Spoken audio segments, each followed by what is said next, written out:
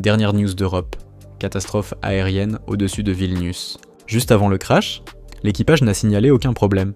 L'enregistrement audio des conversations des pilotes du Boeing Cargo qui s'est écrasé à Vilnius montre que l'équipage n'a mentionné aucun souci technique ou situation d'urgence juste avant l'incident, rapporte une source citée par le journal.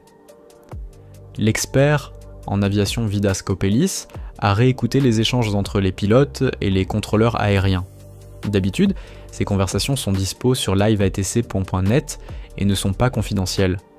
En gros, les pilotes n'ont signalé aucun danger ni problème. Le fait que l'avion se soit crashé une dizaine de secondes après avoir fini de parler avec le contrôleur montre que c'était une surprise totale pour eux. S'ils avaient remarqué un problème, un feu ou une panne technique, ils l'auraient dit au contrôleur, souligne Kopelis. Tôt le matin du 25 novembre, un avion cargo s'est écrasé dans des circonstances pas claires au-dessus de Vilnius et est tombé près d'une maison, pas loin de l'aéroport. L'avion était utilisé par la boîte logistique Shell, il volait depuis Leipzig. 3 des 4 membres d'équipage ont survécu. News suivante. La plupart des hommes allemands prêts à défendre le pays les armes à la main en cas d'attaque. 61% des hommes allemands sont prêts à prendre les armes pour défendre leur pays en cas d'attaque, selon un sondage annuel de la Bundeswehr, rapporte le journal en citant une source. Au total, 42% des sondés ont dit qu'ils défendraient l'Allemagne armes à la main en cas d'attaque militaire, soit 3% de plus que l'an dernier. Mais ça varie beaucoup selon le genre, 61% des hommes de moins de 50 ans prendraient les armes, alors que seulement 21% des femmes interrogées feraient de même. La plupart des sondés ont aussi une opinion positive de la Bundeswehr. 57% sont pour une augmentation du budget de la défense, 58% veulent que la Bundeswehr recrute plus de soldats, peu importe la situation actuelle en matière de sécurité et de défense, quand 85% des citoyens interrogés ont dit faire confiance à la Bundeswehr. Le sondage a aussi exploré l'attitude envers le concept de compétence pour la guerre. Le ministre de la Défense Boris Pistorius a lancé ce terme pour appeler à une politique de sécurité plus stricte pendant les débats. On a aussi discuté du possible rétablissement du service militaire obligatoire. Selon le sondage de la Bundeswehr, 46% des sondés pensent que c'est nécessaire, alors que 25% sont carrément contre.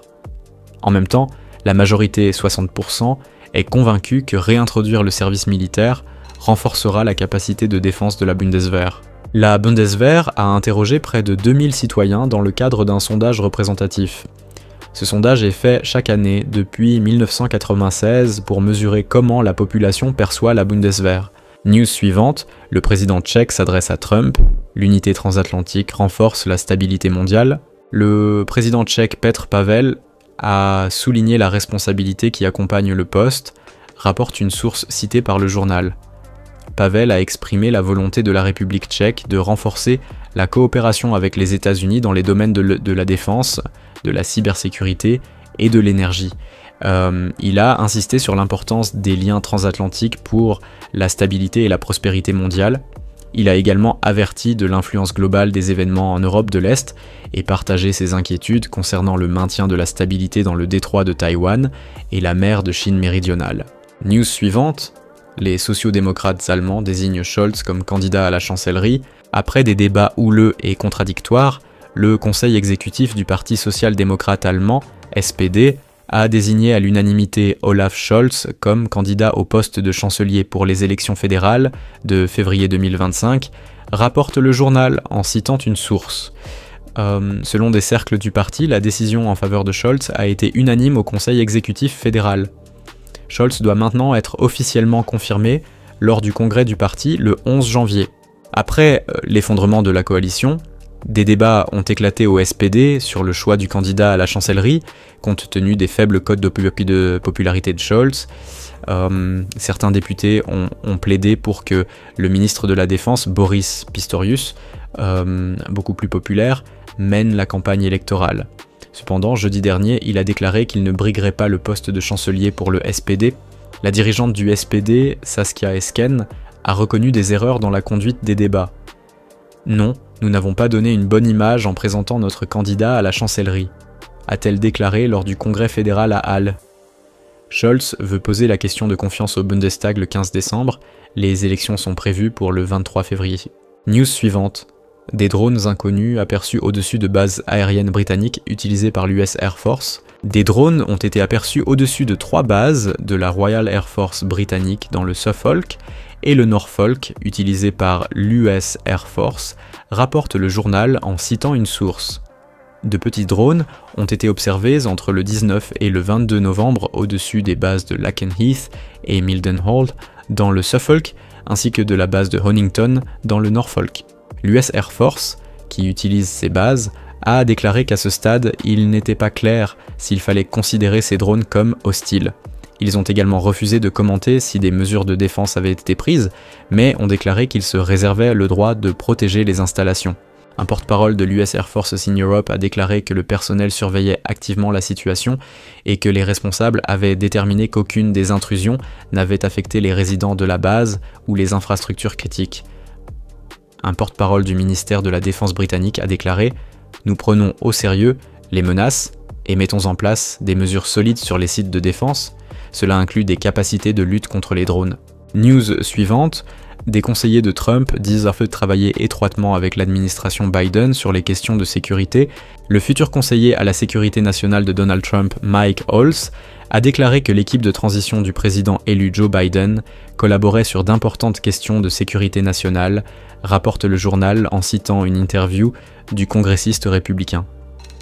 Waltz, commentant la décision de l'administration Biden de permettre des briefings, a déclaré qu'il avait parlé et rencontré le conseiller à la sécurité nationale de Biden, Jake Sullivan, pour s'assurer que l'actuelle Maison-Blanche et l'équipe de transition de Trump travaillaient ensemble. Nos adversaires qui pensent que c'est un moment opportun, qu'ils peuvent monter une administration contre l'autre, se trompent, a-t-il déclaré. Nous travaillons en étroite collaboration, nous sommes une seule équipe avec les États-Unis pendant cette période de transition, a-t-il ajouté. News suivante, la tempête. Bertha coupe électricité et communication en Grande-Bretagne et en Irlande. Samedi, la tempête Bertha a frappé l'Irlande et la Grande-Bretagne avec de la neige, de la pluie et des vents violents, causant la mort d'une personne et la fermeture de plusieurs lignes ferroviaires, ponts et routes, rapporte le journal en citant une agence. Un homme de 60 ans est décédé après qu'un arbre est tombé sur sa voiture sur l'autoroute A34 dans le sud de l'Angleterre, a indiqué la police locale.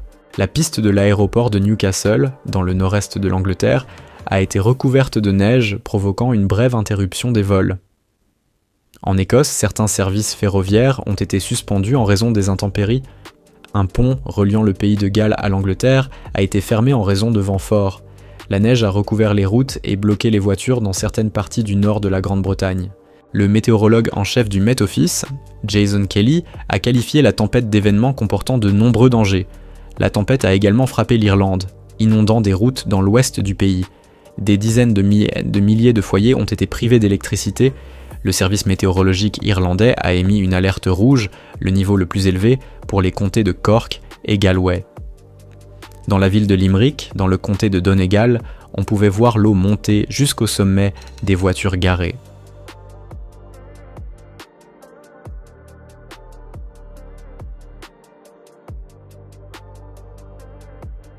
News suivante, les populistes de gauche italiens rompent avec leur cofondateur, le comique Beppe Grillo.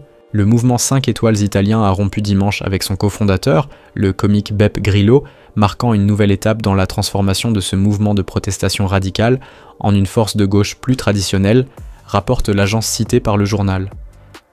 Les membres du mouvement 5 étoiles ont également voté contre une proposition d'interdire les alliances avec d'autres partis. Cette démarche pourrait aider à renforcer les relations avec le principal parti d'opposition, le Parti démocrate, et finalement créer un plus grand défi électoral pour la coalition de droite de la première ministre Giorgia Meloni. Grillo, qui a aidé à fonder le parti en 2009, avait jusqu'à présent conservé le rôle de garant de ses valeurs fondamentales et occupait un poste formel de conseiller en communication avec un contrat annuel de 300 000 €. Cependant, à la fin d'un congrès de 2 jours, les membres du parti ont voté à 63% pour supprimer le rôle de Grillo en tant que garant des valeurs dans une décision visant à réformer les statuts du parti. Le leader du parti et ancien Premier ministre Giuseppe Conte s'est souvent heurté à Grillo depuis qu'il a pris la tête du mouvement 5 étoiles en 2021. Grillo n'a pas assisté à la réunion du parti. Connu pour ses déclarations franches, il a par le passé accusé Comte de manquer de vision politique et a critiqué ses tentatives de transformer le parti autrefois dissident en une force politique traditionnelle centrée sur le leader. News suivante, le gouvernement britannique ouvre un poste de négociateur avec l'UE. Le gouvernement du Royaume-Uni recrute un négociateur pour aider à redémarrer les relations avec l'Union européenne, rapporte la BBC citée par le journal. L'annonce de poste indique que le fonctionnaire sera responsable des relations du gouvernement avec l'UE et des négociations sur les intérêts clés du Royaume-Uni, notamment dans les domaines du commerce, de la sécurité et de la politique frontalière. Le Premier ministre Keir Starmer s'est engagé à redémarrer les relations entre le Royaume-Uni et l'UE et a précédemment déclaré qu'il chercherait à conclure un meilleur accord commercial que celui conclu par Boris Johnson fin 2020. Cependant, le Premier ministre a déclaré que ce redémarrage ne signifiait pas un abandon du Brexit. Dans l'annonce de poste publiée sur le site du Cabinet Office, le nouveau rôle de négociateur est décrit comme un poste de direction de haut niveau qui sera soumis à un examen public important et à une attention politique. News suivante. L'Iran va tenir des pourparlers sur son programme nucléaire. L'Iran va tenir des pourparlers sur son programme nucléaire avec la France, l'Allemagne et le Royaume-Uni le 29 novembre, a rapporté dimanche 24 novembre l'agence de presse iranienne IRNA, citant le porte-parole du ministère des Affaires étrangères du pays, Ismail Baghaei. Selon lui, la réunion se tiendra au niveau des vice-ministres des Affaires étrangères. Les pourparlers feront suite aux contacts précédents à New York, où l'Assemblée générale des Nations unies s'est tenue en septembre. Lors de ce round de pourparlers prévu à New York, un certain nombre de problèmes régionaux et internationaux seront discutés, y compris la Palestine et le Liban, ainsi que les questions nucléaires, a déclaré Baghaei à Reuters. L'Iran cherche à sortir de l'impasse nucléaire avant l'investiture de Trump. News suivante. Évacuation de milliers de personnes dans une ville française à cause d'une bombe de la Seconde Guerre mondiale. Dans la ville française d'Annecy, dimanche 24 novembre, environ 4000 personnes ont été évacuées en raison d'une bombe de 230 kg datant de la Seconde Guerre mondiale, rapporte une source citée par le journal. L'engin, pesant 230 kg, a été découvert sur un chantier dans l'un des quartiers de la ville. Une opération majeure de désamorçage était prévue pour dimanche. Le matin, 3800 habitants d'Annecy ont été réveillés par les sirènes des voitures de police qui parcouraient les rues. Il leur a été proposé de se rendre chez des proches ou dans des lieux de regroupement spécialement aménagés. L'opération d'évacuation s'est terminée vers 9h du matin. Cependant, certains habitants ont refusé de quitter leur domicile et ont dû rester à l'intérieur toute la journée. Quiconque sortait risquait une amende. La circulation dans le quartier où la bombe est désamorcée a été complètement arrêtée et toute activité y est interdite pendant l'opération. L'opération de déminage a provoqué de sérieux désagréments sur de nombreuses routes. Les habitants pourront retourner dans le quartier seulement après la fin de l'opération.